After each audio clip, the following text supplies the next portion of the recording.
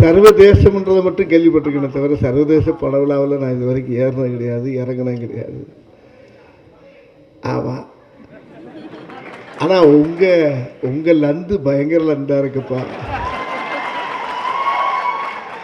அப்புறம் ஒருத்தர் பேசி இருக்கும்போது என்ன சொன்னீங்க? ரைட்டு, ஓகே, அப்படிங்களா? அந்த இடத்துல இருந்து வந்தவன் தான் அந்த வடிவேலு.